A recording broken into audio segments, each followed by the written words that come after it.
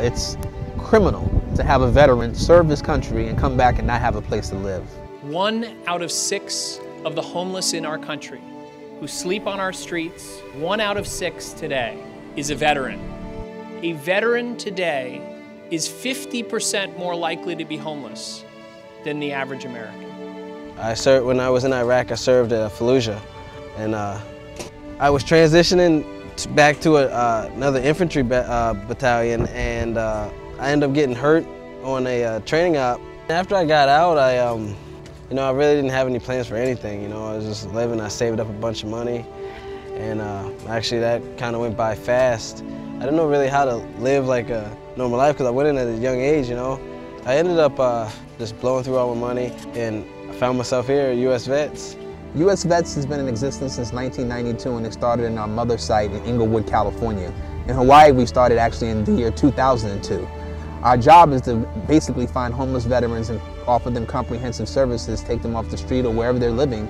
I go out, I go to anywhere where homeless individuals may frequent. I also visit bridges, underpasses, caves, anywhere where veterans or homeless people may venture. So most of my job too entails maybe convincing an individual to give up that life on the street, some of the misery, and try to do something a little bit more proactive. I was drinking way too much, and it had just consumed my life. It was, it really had a chokehold on me, and I tried to do it by myself to kick the habit, and I felt like I had no support, and this was my last hope. If I didn't come here, I would have died, without a doubt. This is a place for veterans to get back their respect, their self-confidence, their pride, things that no man or woman should ever lose. You fought for your country, you deserve your dignity, and this is a place to help you get it back. We've been very successful with our substance abuse program. We have about an 85% success rate with sobriety while people are in the program and at the time of discharge. We attribute that success to our therapeutic community, veterans helping each other. 100% of the clients here are military veterans, so they're used to structure, even if they didn't like it. Some of them fight it initially, are not happy with it, and then later tell us, thank you, because I really did need it. I needed that structure to help me get back on track. Aloha! Welcome to U.S.VETS! This is my second time around. These people, they helped me with my drug use. It made me aware about my usage, that I got other opportunities besides using. At any given time, we have approximately 100 veterans in our program. It's a 98 veteran program, but sometimes we have an overflow, what we call, where we'll have veterans still be in the program, wait till a bed opens up. At any given time, at least half that population is working. The other half is in treatment or in the beginning stages of trying to find employment. So when I first started, predominantly we have a lot of the veterans from the Vietnam era. But as things are progressing with guys coming back from the Iraqi war, we are seeing younger veterans come to our facility. So along with the younger generation comes a slew of different problems. We're seeing a higher acuity of mental health diagnoses, particularly depression, anxiety, a lot more like bipolar disorders, things of that nature. When I got out of the service and I couldn't find an employment, I became depressed. And then I couldn't pay my bills, and then I was homeless. And I was homeless for 7 years. When you're by yourself and being a female can become kind of dangerous. I had some scary situations. I've been robbed many times, and I just survived. And that's what I called myself doing, was surviving. And the outreach people came to see me. I took the opportunity to cure my homeless problem, and then I came here. At U.S.VETS Hawaii, we're lucky enough to have a number of options where a veteran actually can come in off the street and go across a continuum of care, is what we call it.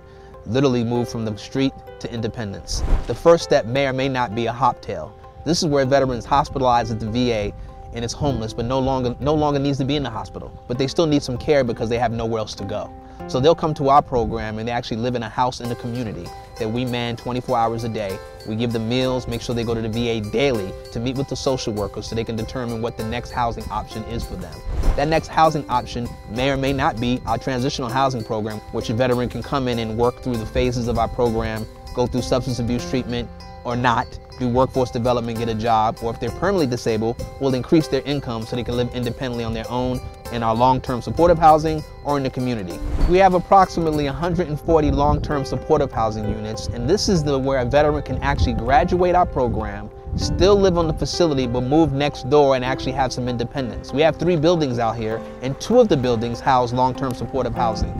I was a machinist mate on board a submarine, which is basically a mechanic. At the time I didn't know it, but I had cancer. I had a lymphoma, non-Hodgkin's cancer, which made me anemic and unable to work. And the household that I was living in was very unstable. And a fellow came from U.S.VETS there and told me, come on, we're going home. If any man or any woman is willing to stand in harm's way in our behalf, he deserves lifetime help from us. As increasing numbers of veterans are returning from Iraq and Afghanistan, we already have too many of them that are returning straight to our streets. U.S.VETS is proving that the fight to end homelessness isn't just a noble cause, a noble fight. It is a problem that we can solve. U.S.VETS Hawaii has a success rate of 70% guys coming into our program, and when they move out, they move to some sort of housing. 85% stay sober when they're in our program. 70% are getting jobs when they come in our program. We're the largest homeless veteran service provider in the nation, and we take pride in the fact that we're doing our mission by making sure we serve those who served us. We put our lives on the line for our country. Most of us came back, we never asked for anything, we're not good at it. Asking for help is something, for us it seems like a sign of weakness.